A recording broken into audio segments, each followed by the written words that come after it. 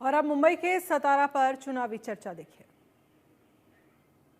अभी हम मौजूद हैं पश्चिमी महाराष्ट्र के सतारा जिले के अंदर साउथ कराड़ विधानसभा क्षेत्र में।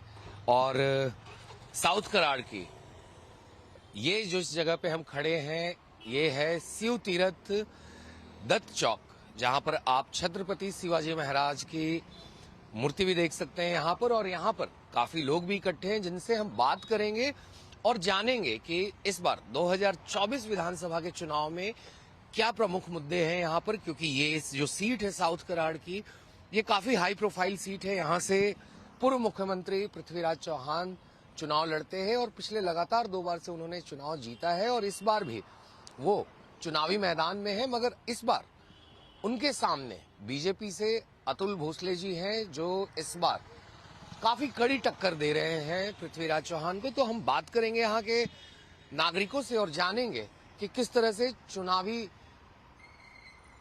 जो लड़ाई है, जो राजनीतिक लड़ाई है यहाँ की साउथ कराड़ की, उसे वो कैसे देखते हैं। आपका नाम? शिवराज रामचंद्र कोई। शिवराज जी, क्या प्रमुख मुद्दे हैं दक्षिणी कराड़ विधानसभा क्षेत्र के?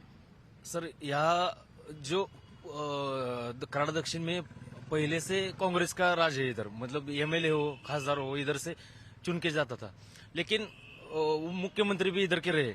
लेकिन जो इधर समस्या क्या है कि जो युवा है उनके लिए रोजगार का कोई उन्होंने संधि उपलब्ध नहीं की। इधर जो एमआईडीसी है हमारे यहाँ, वो पूर्व मुख्यमंत्री यशवंतराव जी चौहान साहब ने लाई इधर, लेकिन उसका विस्तार या वहाँ एक बड़ा प्रोजेक्ट आने के बाद जो युवाओं को रोजगार मिलता है वैसे कौन सी भी योजना उन्होंने नहीं डेवलपमेंट नहीं की। और यहाँ मतलब रोजगार का एक प्रश्न प्रमुख है। किसानों का मुद्दा नहीं, किसान मतलब शुगर केन का है, लेकिन जो अभी हमारे अतुल भोसले इधर के है उन्होंने जो उनका कारखानों के जो शुगर केन कारखाना है उसके माध्यम से कृष्णा चैरिटेबल है, उसको माध्यम से युवाओं को रोजगार दिया है। लेकिन वो पूर्व मुख्यमंत्री है, उनका काम था कि यहाँ एक मोटी फैक्ट्री है, कंपनी इधर आने का। अभी इतने साल हो गए, 40-50 साल हो गए उनके यहाँ सत्ता है, कांग्रेस के यहाँ सत्ता है, लेकिन वो आप बोल रहे हैं कि हम इधर आईटी हब लाएंगे, लेकिन युवाओं के लिए यहाँ की युवा मुंबई पुणे इधर जाते हैं काम के लिए। बेरोजगारी का प्रश्न इधर बड़ा है। पृथ्वीराज चौहान जी कहते हैं कि मैंने यहाँ काफी काम किया है। जो भूकंप का भी सेंटर है, विश्व में दूसरा जो सबसे बड़ा रिसर्च सेंटर है, वो कराड़ में उन्हीं के द्वारा लाया गया था। और भी तमाम काम वो जुड़वाते हैं। जब अमित शाह ने उनके ऊपर आरोप लगाया था, तो कैसे देखते हैं आप पृथ्वीराज चौहान के दावे को कि मतलब उन्होंने काफी काम किया है यहाँ की जनता के लिए, जैसा अभी आपने बताया रोजगार के मुद्दे पे, किसानों के मुद्दे पे, तो किस तरह से आप उनके काम को आंकते हैं? सर, वो जो केंद्र लाया, भूकंप केंद्र लाया, उसमें यहाँ के कितने युवा है ये आप जानकारी लीजिए। और काम रोड बनाना या एक गवर्नमेंट की जो ऑफिसेस है इधर लाना, वो काम मामूली काम है जो एमएलए भी करता है। युवाओं का जो प्रश्न है, इतने साल आप मुख्यमंत्री रहे, आप बाकी के मुख्यमंत्री रहे, बाकी के पार्टी के मुख्यमंत्री जो रहे उनका ही रहे, देखो उधर एमआईडीसी का हाल देखो। कोल्हापुर में 5 स्टार एमआईडीसी है, यहाँ के मुख्यमंत्री चुन के गए, तो इसका एमआईडीसी का रोजगारों का प्रश्न तो मिटना चाहिए था ना। और भूकंप का केंद्र हुआ है इधर, लेकिन इधर स्थानिक युवा कितने हैं उधर आप देख लीजिए।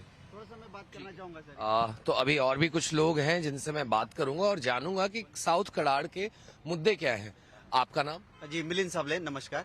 कराड़ से मिलिंद जी, 2024 का चुनाव है, काफी इस बार क्रूशियल माना जा रहा है आपके राज्य के लिए। एक तरफ महायुति है तो दूसरी तरफ महाविकास अघाड़ी है, तो मुद्दे क्या हैं यहाँ के प्रमुख मुद्दे? देखिए, जैसे मेरे भाई ने ऑलरेडी बोला कि रोजगार का मुद्दा सबसे बड़ा मुद्दा है, सबके लिए इम्पोर्टेंट है और युवाओं को टारगेट किया जा रहा है। तो युवा शक्ति ही सर्वतोपरि है, संख्या भी बहुत ध्यान में लेके ही काम हो रहा है। लेकिन अगर मैं अपना व्यू रखूं तो मैं ये बोलूंगा कि यहाँ पे जाति का राजकारण ज्यादा हो रहा है। लोगों को हिंदू हिंदू नाम पे इकट्ठा होना जरूरी है, लेकिन जानबूझ के लोगों को डाइवर्ट किया जा रहा है। पॉलिटिकल लोग क्या कर रहे हैं, आज तुम मराठा हो, तुम धनगर हो, तुम जाट हो, तुम ये हो वो हो, किसी को कुछ इंटरेस्ट नहीं है जाति जाति में बंटने में। ठीक है, यहाँ पे 12 बगड़ जाति 14 बगड़ जातियां है, उसका कोई मतलब किसी को नहीं है। लोगों को विकास चाहिए, विकास ही मेजर मुद्दा है। तो मैं अगर देखता हूँ विकास क्या हुआ है, तो सबसे पहले आता है MIDC रोड कंस्ट्रक्शंस। तो बेहतर हुआ है क्या नेटवर्क? जैसे मैं पूना मुंबई के साथ अगर कराड़ को कंपैरिजन करूं, ये कराड़ तालुका प्लेस है, अगर मैं सातारा को कंपैरिजन करूं तो मुझे कुछ भी नहीं लग रहा है कि कुछ डेवलपमेंट हुआ है। अब मैं कंपैरिजन कैसे कर रहा हूं, मेरा GDP क्या है देश का, टैक्स कितना कलेक्ट हो रहा है, सेंटर को कितना जा रहा है, यहाँ से कितना कलेक्ट हो रहा है, तो उस बेसिस पे अगर मैं देखता हूँ यहाँ पे डेवलपमेंट क्या हुआ है, तो कुछ भी डेवलपमेंट नहीं हो रहा है। और ये लोग मूर्ख बना रहे हैं, जनता को पूरा मूर्ख बनाया जा रहा है। जनता जागरूक होना जरूरी है कि हमको क्या करना है। तो सबसे पहले हिंदू बन के इकट्ठा आओ। अगर हम इकट्ठा नहीं आएंगे तो कटेंगे, बटेंगे तो कटेंगे। ये योगी को हम मानते हैं, मोदी को हम मानते हैं, ये मैं पक्का बोलता हूँ। और जो जैसे आपने बोला बटेंगे तो कटेंगे, सबको इकट्ठा होना चाहिए, मगर महाराष्ट्र में 2014 से बीजेपी की ही सरकार ज्यादातर वक्त में रही है। बिल्कुल। तो आप कह रहे हैं कि यहाँ पर काम नहीं हुआ, तो फिर कहीं ना कहीं सवालिया निशान आपकी सरकार पे भी जा रहा है, क्योंकि डबल इंजन की सरकार, जैसा कि केंद्र सरकार लगातार बोलते आ रही है, केंद्र में भी NDA की सरकार है और राज्य में भी आपकी बीजेपी की सरकार रही है। सब बीच में 2.5 साल के लिए बदलाव हुआ था, मगर पिछले 7.5 साल में उनका काम रहा है। तो कहीं ना कहीं सीधा आरोप आपका अपने ही सरकार के ऊपर जा रहा है। मैं बोलता हूँ, जैसे कि पहले क्या होता था, लोकसभा में भी बहुमत से लोग नहीं आते थे। तो जैसे कि चुनाव में क्या होता था, कांग्रेस ज्यादा लीड पे रहती थी पहले 2014 के पहले।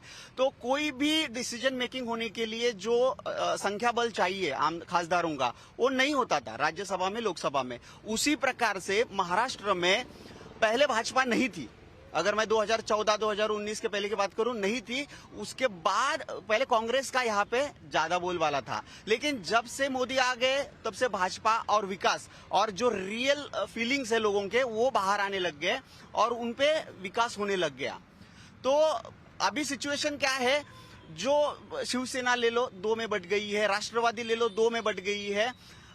पहले इनका बहुत ज्यादा इन्फ्लुएंस था और लोग अलग अलग सेना में यानी पक्ष में बटे हुए थे, और वो स्वाभाविक है क्योंकि वो पूर्वापार चलते आ रहा है। लेकिन अब लोगों को एक दिशा मिल रही है। दिशा कैसे मिल रही है?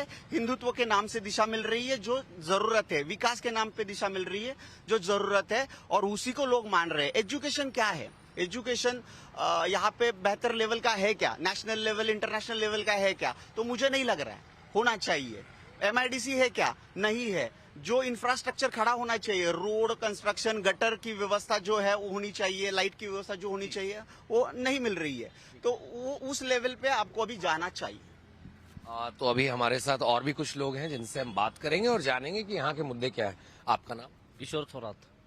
किशोर जी, मुख्य मुद्दे क्या हैं कराड़ के? चूंकि यहाँ पे लोगों ने बताया बेरोजगारी का, MIDC का, और भी तमाम मुद्दे बताए। इनके अलावा और क्या मुद्दे हैं और पिछले 10 साल में किस तरह का काम हुआ है आपके कराड़ विधानसभा क्षेत्र में?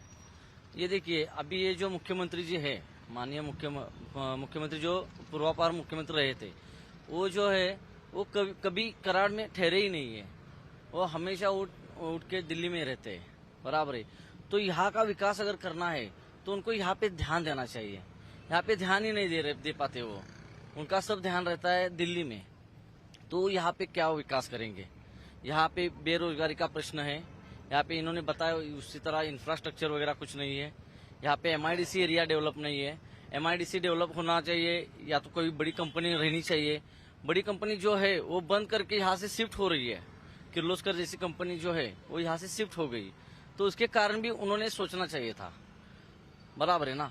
तो उसी मुद्दे को लेके अभी जो नवनिर्वाचित अतुल जी भोसले जी है, उनको हमें सपोर्ट करना चाहिए, ताकि कोई नया चेहरा हमें दिखाई दे।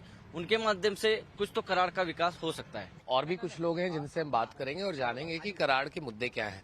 आपका नाम? आप युवा हैं। आदित्य बागल।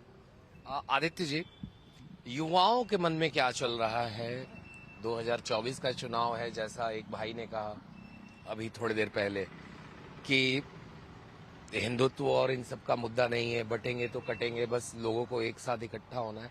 तो आप क्या सोचते हैं कि युवा के तौर पे? अभी क्या हो रहा है कि हमारे जैसे जो लोग हैं उनके लिए अभी यहाँ पे कैसा जॉब नहीं है। मेरे जैसे लोग ज्यादातर बाहर ही गए काम करने को, ऐसा वैसा। फिर भी क्या होता है, हमारे यहाँ भी क्या चल रहा है कि अभी हमारे भी एक साथ रहते थे, पहले भी जब छोटे थे हम एक साथ रहते थे। अभी जैसे जैसे बड़े हो रहे जाति में कट रहे। अभी कुछ लोग क्या कर रहे, हिंदुत्व का नारा लगा के सब हिंदुत्व का काम करते हैं। बाकी लोग क्या कर रहे कि हम इसमें नहीं आते, सालों से एक ही रहे मगर अभी बड़े होने के बाद इसमें नहीं आ रहे। तो इसका कारण क्या है कि आज तक जो बढ़ते बढ़ते आए, ऊपर से भी चल रहा है कि ये ओबीसी वाले, ये ओपन वाले, ये क्यों चल रहा है? सब हिंदुत्व ही है, पहले से भी हिंदुत्व ही चल रहा है। हमारा नारा भी पहले से हिंदुत्व का ही है, सनातन धर्म का है। और सब ये बट क्यों रहे? इसका कारण क्या है? आज तक जो हमको फंसाया गया है, पहले छोटे थे तब ऐसा कुछ नहीं होता था, सब एक साथ रहते थे। जैसे जैसे बड़े हो रहे वो कट क्यों रहे? जो राजनीति चल रही है अभी कि हिंदुत्व को बांटने लगे, गंदी राजनीति चल रही है धर्म के नाम पर। धर्म के नाम पर गंदी चल रही है। और ये क्या होता है, अब आप क्या चाहते हैं? धर्म के नाम पे गंदी राजनीति चल रही है तो इसको तुरंत बंद करना चाहिए, क्योंकि हमारे संविधान में लिखा है कि सारे धर्म एक समान। एक समान ये भी चल रहा है। अभी उसके हिसाब से हो क्या रहा है कि जो लोग है, मेरे जैसे लोग है, वो एजुकेशन से ज्यादा क्या कर रहे हैं, जाति में बट के अपने जाति का देख रहे। वो एजुकेशन का नाम ही नहीं ले रहे, उनको उसमें ही ज्यादा बट रहे। हाँ, वो उसमें ही ज्यादा बट रहे। क्या करते हैं, मेरे जाति से मेरे जाति से, उसमें ही सारा वक्त निकल रहे। अपना एजुकेशन करना आप चाहते हैं कि एजुकेशन पे गवर्नमेंट का ज्यादा। हाँ, वो आप क्या करो कि लोगों को बताओ कि आप वो सब जाने दो, एजुकेशन ठीक से लाओ। कुछ लोग गरीब होते हैं, उनको कुछ रोजगार नहीं मिलता, अभी उनका एडमिशन होना वगैरह जरूरी है। वो